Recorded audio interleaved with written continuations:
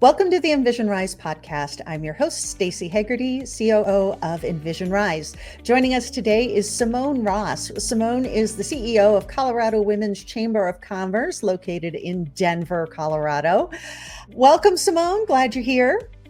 Well, hello, Stacey. Thank you for inviting me. So let's start with the easy stuff, of course. Why don't you introduce yourself to our listeners and talk a little bit about your professional experience, and then you can tell us about the Colorado Women's Chamber of Commerce. Absolutely. So I am Simone D. Ross. I am the CEO of the Colorado Women's Chamber of Commerce and the executive director of our Colorado Women's Chamber Foundation. Professionally, I describe myself as a recovering healthcare executive turned, and I know we're going to talk about that, a recovering healthcare executive turned entrepreneur. I started a consulting agency in 2018 called Simone D. Ross Consulting, and that led me to being now the CEO of the Colorado Women's Chamber of Commerce. And so it's a little bit of both, the private sector, small business and entrepreneurship, and now leading a nonprofit. Now, I know most people have at least heard of the Chamber of Commerce in their local area, wherever that may be. But the Colorado Women's Chamber of Commerce, how is that different other than one obvious thing? Yeah, well, interestingly, you do have chambers of commerce, and every chamber kind of has their own way of working. At the Colorado Women's Chamber of Commerce, our vision is to make Colorado the number one state for women in business. And so we have a unique approach that is probably, I would call, an unchamber approach in that we are really focusing on systems. There are some abysmal statistics in regards to women's representation on corporate boards, in the C-suite, them being moved up in their companies. And so we're an organization that says, well, we want to look at the whys and we want to fix the whys. Let's get into it, because as you and I sit here with these very fancy titles, we know that we are in the minority for people like us, women, who are in these roles. So what are some of the statistics? What are you seeing? Yeah, the most recent Lean In and McKinsey report states that only 1 in 4 women, and that's women in aggregate, are in C-suite positions. When you disaggregate that number, it's 1 in 16 women of color are occupying C-suite positions. And interestingly, this is a decrease since 2022. And so I think that kind of puts everyone's antennas up, because that means that there's something going on for women in work. I've got my theories, and I know we're probably going to talk about probably both of our theories around to why we're actually seeing us backsliding on the progress that we made over the course of 2.5, 3 years. And it's interesting because when you look back to pre-pandemic numbers, they weren't looking good by any stretch of the imagination, but they were looking a little bit positive. And then the pandemic hit, and we know what happened to women in the workforce in general in the pandemic, that when the schools closed, what happened? Lots of women gave up their careers and went home. And now I'm wondering sort of if we're seeing that result, that women who were maybe in managerial roles, director roles, who would have been on track for C-suite and senior executive roles, they're not on track anymore. I don't know if that's what your theory is, or what are you thinking is happening? Well, there's a few things that have happened. If you don't mind, I'll go back to those terrible days of 2020. Yes, actually, I do mind and don't want to be reminded. I know it's a little triggering. So what do you say? Trigger alert. But let me take you back to 2020. We had the She Session, right? And there were so many reports and research done around the She Session. Ultimately, 2.2 million women over the course of about 1.5 to 2 years exited the workforce en masse. Yes, a part of that reason was that we as women are the primary caregivers of our children. So when the schools shut down, somebody had to watch the kids. So there was that. We're also the primary caregivers of anyone in our family. If they fall ill, it could be an aging parent, it could be a partner, whatever the case may be. Women disproportionately take on that role. And so they left the workforce to do that. Additionally, when you look at the types of jobs that women have, women disproportionately take on roles that are or at least at the time, the nomenclature was essential roles. Mhm. And then when you pare it down a little bit, then you have women of color. And so disproportionately, women of color are in essential roles. And so they really had to make a choice as far as what they wanted to do. Then you have the compounding effect of the she session of 2020. And then you had George Floyd. And that Mhm. really awakened this reconciliation for people in America and for businesses in America to look at the representation of their companies. They started saying, well, we actually do have a problem. We are not creating opportunities for people of color and other Mhm. underserved identities to have a place in our company.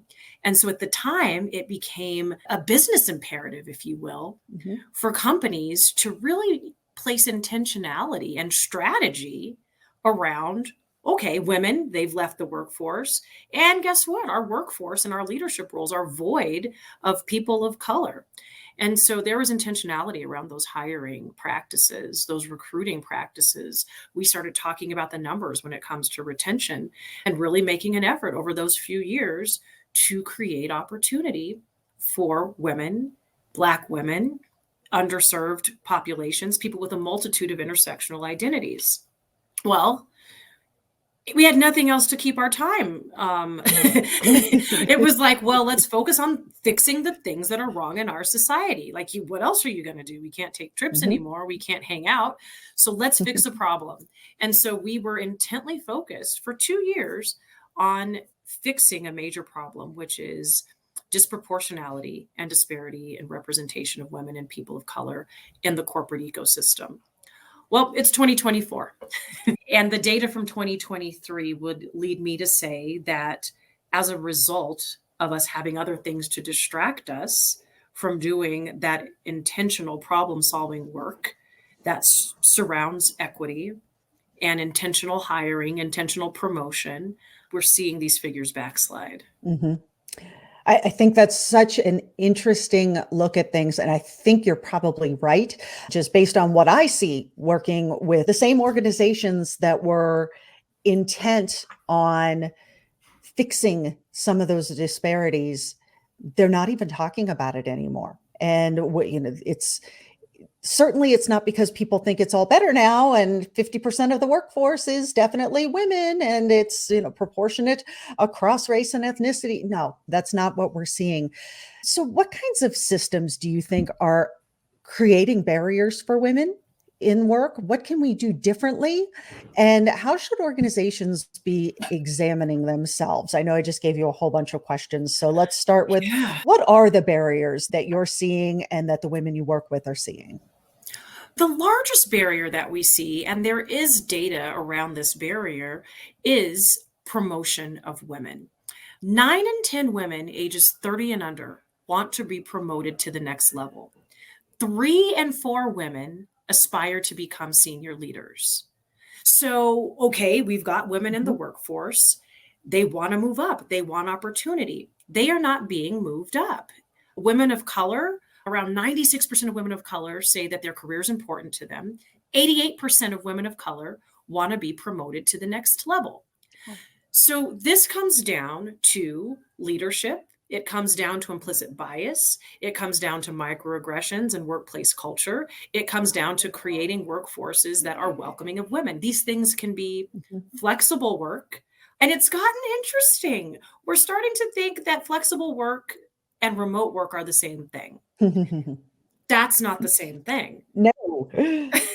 No. uh, these are two completely different things. When women are saying, we realize that actually having an opportunity to be able to maybe, I don't know, work from home in the morning so I can Mhm. do drop off, or maybe, who knows, put a load of laundry in, but just even being able to have a couple hours flexibility in those critical hours when I'm caretaking promotes me having to kind of have less of a second shift. And that's what we Mhm. call that. That's what women have. I have a hell of a second shift when I get home from my Mhm. 20-hour first shift. And so that's a system where we can put in place and think creatively about ways we can call people in to a different culture by promoting workplace flexibility. Other opportunities are sponsorship culture. Again, think about those statistics that I shared. 88% of women of color want to be promoted to the next level. Who will promote them? It's people in leadership.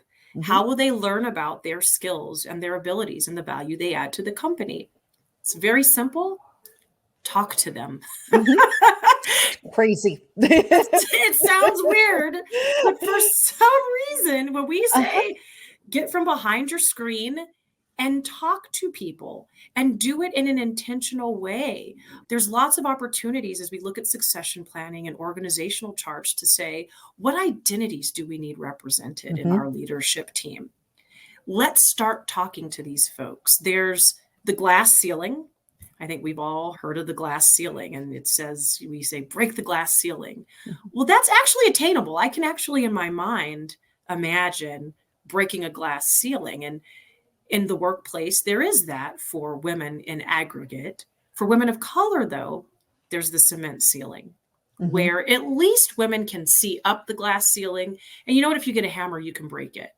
But I can't look up and see those opportunities that are there for me with the cement ceiling. And Mhm. certainly a hammer isn't going to hammer through the bureaucracy and bias that sits between me and those leadership roles. And so leaders have got to start talking to people that are different than them, building a network of people, and really focusing on sponsorship. And these things are most certainly systemic. There's some studies that leaders can certainly do as well, and understanding their retention rates, their attrition rates, and in between there, do you have a problem or do you have a great Mhm. culture? And sometimes your answer is in that in between. Mhm. I'm glad you brought up the sponsorship piece and just the talking piece. I was in a meeting not too long ago and we were talking about mentorship and sponsorship. And I was talking about you really do need to formalize this because otherwise it just won't happen. We assume that people in leadership roles know how to be a good sponsor, know how to be a good mentor. Oftentimes, those skills are not the same, and you don't always know those things. But the response from some of the leaders in the room from the organization we were talking with was, well, I don't see why that's necessary. I mean, for people, for most people like me, you find somebody whose career you admire or whose work you admire, and you just start talking to them and, they become your mentor. And all I could think was, that's not how it is for women. That really is not how it is because first of all, we don't know how to do that necessarily. And even if we do know how to do it, oftentimes we're met with resistance to the idea of sponsoring us or mentoring us. We don't know how to go about making this relationship work. So, what would you suggest that women do in order to create sponsoring opportunities for themselves, whether it's as a protege or as a sponsor? I love how you framed this question because it really is twofold, right? Oftentimes, women don't have the same level of accessibility just because of time Mhm. for all the aforementioned reasons as to why we left the workforce in droves. Oftentimes, there's a meeting before the meeting, but that meeting is a coffee meeting that starts at 7 a.m. where you're networking and getting to know people. Guess what? A large majority of women are doing Mhm. school drop off, getting their family ready to start their day. Oftentimes, there's meetings after the meeting or Mhm. networking opportunities after the meeting. Those things happen when school pickup or when you're trying to get your family ready and you're creating that space and again, caretaking. And oftentimes, there's a lot of things happen on the golf course. I'm not going to say women aren't out there because I do see women Mhm. out there, but there again is that disproportionality where women don't have accessibility to create that agreement and to create that relationship on the golf course or at the country club or at the cigar bar. And that's where a lot of sponsorship is happening. We're just not utilizing that nomenclature Mhm. when someone says, well, I know a guy, he's a good buddy of mine. We get cigars every Wednesday. Oh, Mm, great. well, and so it's not that. And so it is not necessarily that women don't know how, it's that the accessibility for women to this network to be able to Mhm. advocate for this looks different. And Mhm. so it is certainly twofold. Companies can create a structured program pairing junior or mid level employees with senior leaders and executives. Mhm. This is working in organizations when we look at making sure that we have a pipeline of future leaders of companies. They are influencing them and helping the sponsee grow professionally. They're connecting them with influential people. They're assigning them to high profile projects. See, it's so that's different, right? Than Yep. we were at the cigar bar. They're investing in by saying, there's a project going on and I value your expertise. You lead this project. And yes, they're providing mentorship and coaching. Mhm.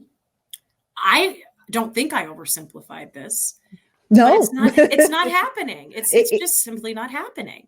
and I have to ask the obvious question. Why?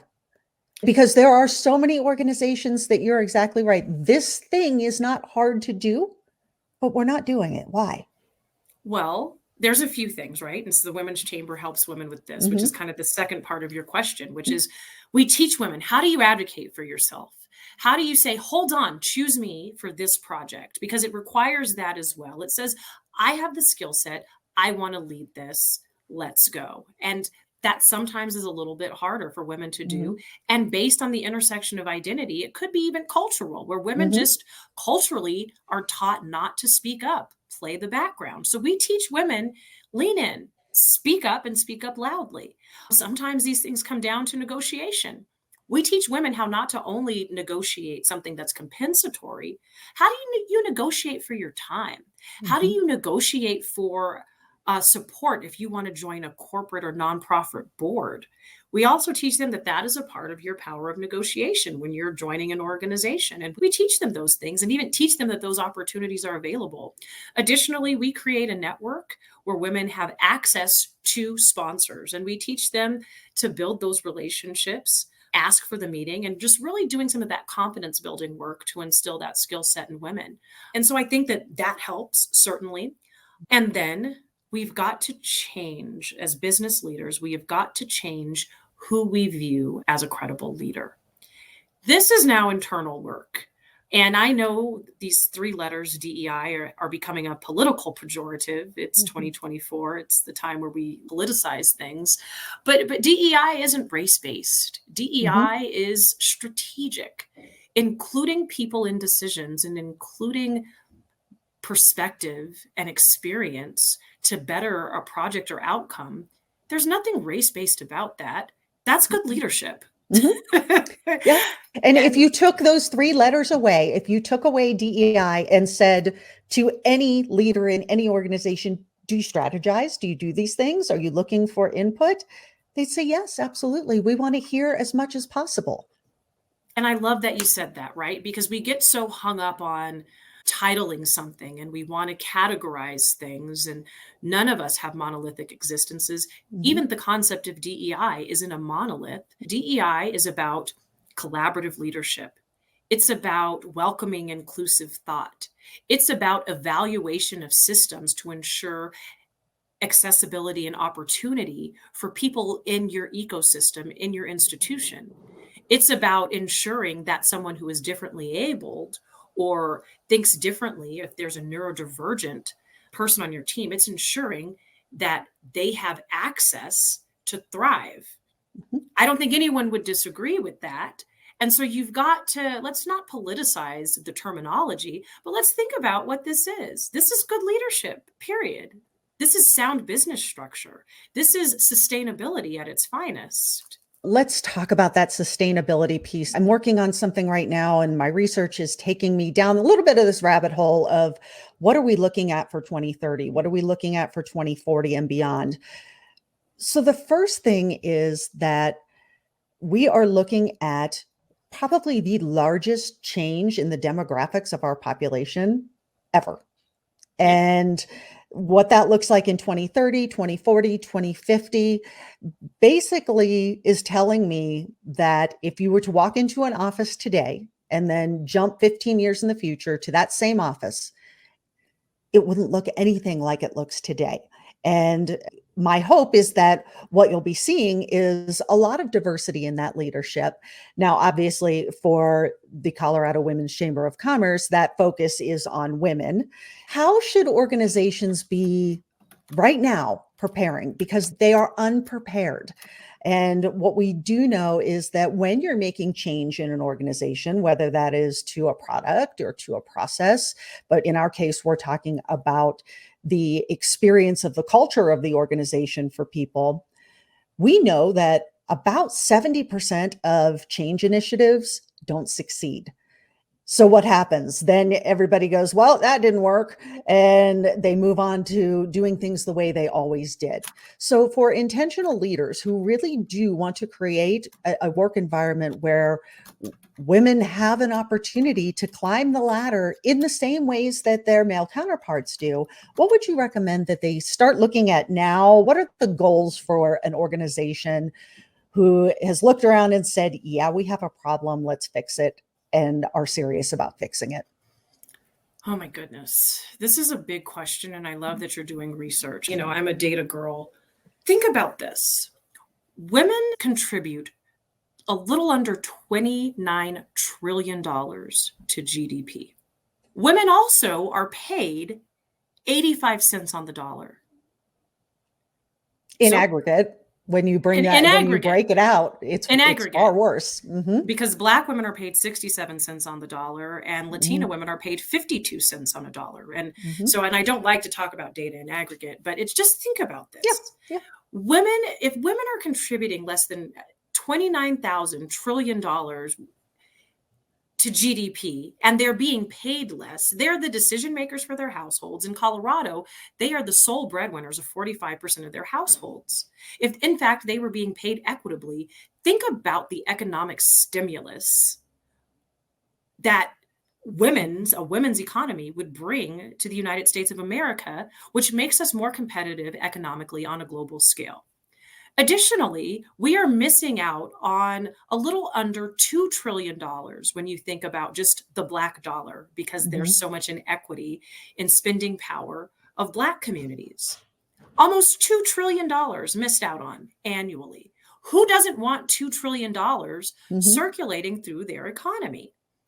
This is an economic issue at its core. At the point that we're able to pay women equitably, at the point that women have equitable access to opportunity in their day-to-day jobs, at the point that women are thriving and contributing at 100%, we can 30x women's contributions to our economy. We will ensure that we are actually inherently doing the DEI work that so desperately needs to be done, because women just tend to lead a little bit more collaboratively than men. Sorry, gentlemen. This is fact. There's lots of research supporting that women as leaders tend to be more compassionate, tend to be more collaborative. And that is a desirable trait. I've got a 15-year-old daughter. And when I look at what her generation is saying that they want out of a career, they aren't wanting the same things that 20 years ago new college graduates were saying. They want to have flexibility. They want to have creativity. They want to have a place where they feel like they matter. And women do that very well. That is not to say there aren't men that don't do it well. I want to make that clear. But as a group, women leaders tend to lead in that way. And that's what our new generation of the workforce is looking for. Absolutely. And I love to give talks on this topic. When you think about business architecture, our first corporations where we derived management theory and practice came from the Industrial Revolution.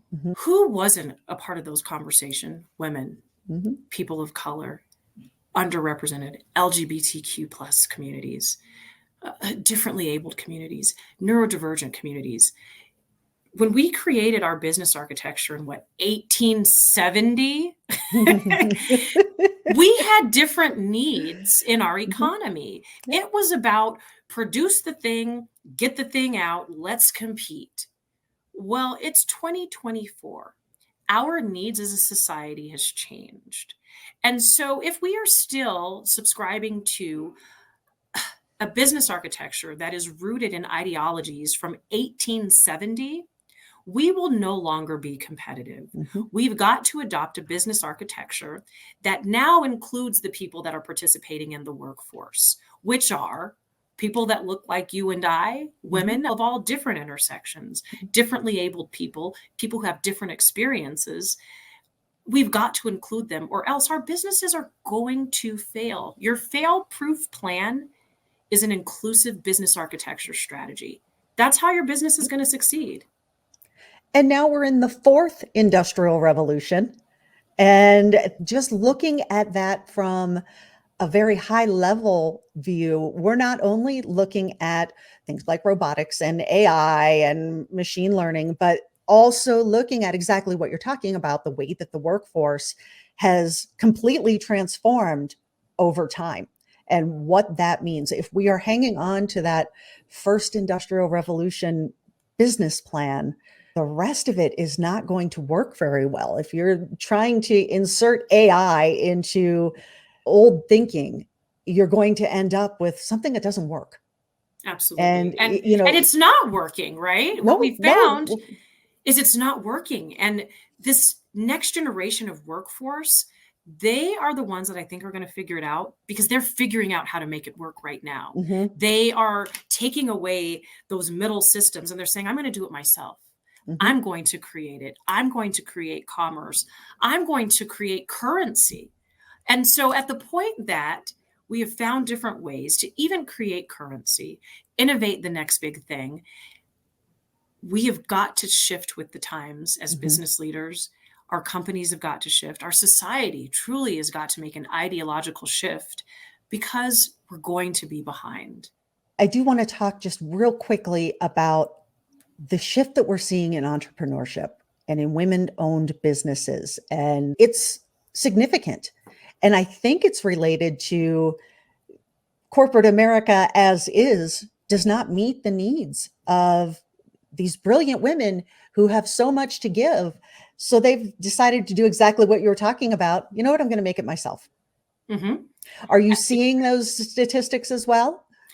So there's something interesting going on. Yes, women are starting business at a faster rate than they ever were. Black women are starting businesses 2 times quicker than any other group in America. 17% of Black women are in the process of starting a new business, compared to 10% of white women and 15% of white men. The reason this is significant is because, yes, we have created a business ecosystem. Again, there's a glass ceiling and there's a cement ceiling. And when you think about, I talk about this in my TED Talk, shameless plug. It's titled Black Women Are Safer Working from Home. When you think about what Black women have to endure in the corporate sector, they're not safe. Mm-hmm. It's downright violent for their existence. And so, yes, they're leaving at a record rate. They're leaving to start their own companies. Now, on the flip side, what we know is that a little under 2% of women-led startups get venture capital funds. Of that 2%, 0.34% of that goes to Black women. If you think about it in numbers, it's around $238 billion that are raised by venture capital, and only 4.5 billion of those dollars go to women-led funds, and it gets more and more abysmal depending upon identity. And so it's unfortunate, because it impacts the futurists of our country, of this nation, because they can't get their amazing idea funded, and it could be the idea that makes us more competitive globally, but they don't have access to those funds. Additionally, they can't create sustainable enterprises, because even women-owned businesses in growth mode need access to capital.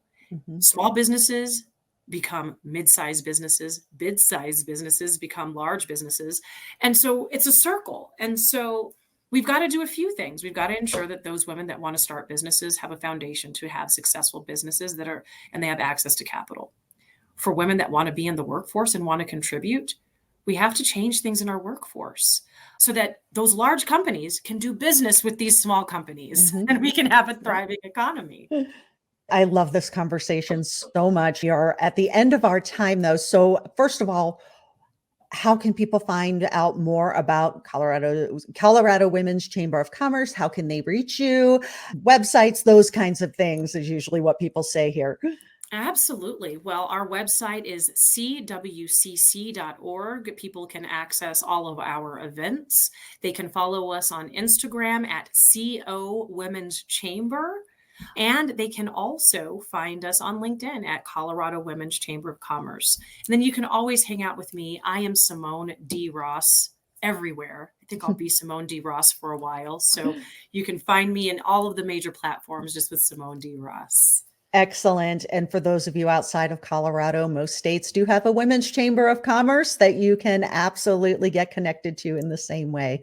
Simone D. Ross, this was a pleasure. I am so excited about this conversation, and now I'm all wound up to continue my research that I'm working on right now. I hope that you do come back and visit us. I'd like to continue this conversation. And for those of you who want more information about us, you can find us at envisionrise.com. Thank you so much for listening to today's episode. And so with your help, we can get this message to more people. Subscribe, rate, and review the show, and be a part of making a difference, because it starts with you.